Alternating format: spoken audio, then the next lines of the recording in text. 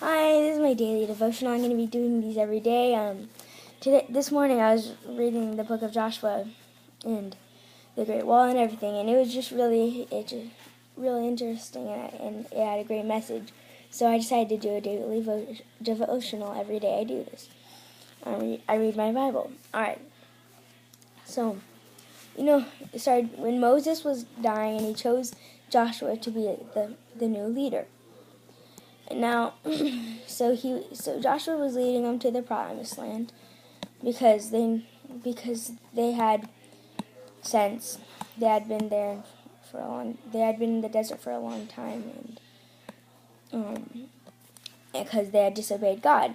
And so now they're they're on their way to the promised land after a long time, and they came up to the great wall of Jericho.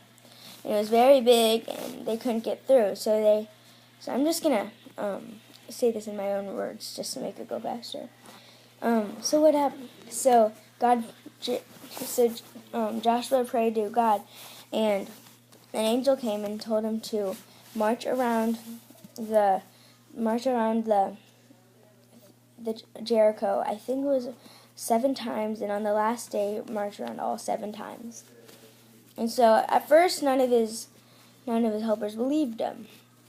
None of the people of Egypt believed him. None of God's people. And so, but then he told them, "Let's just trust God." So they did that, and after that, people kept getting hurt and everything.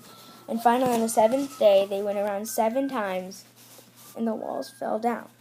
I think it was just really interesting because God used the weirdest ways he used the weirdest way to help Joshua go through Jericho. Since Jericho was so big, they couldn't just barge in. But to him, God uses always no matter crazy or not crazy, it always works. He always has a plan. He always has a plan of what's going to happen. Thank you, and I'll see you tomorrow.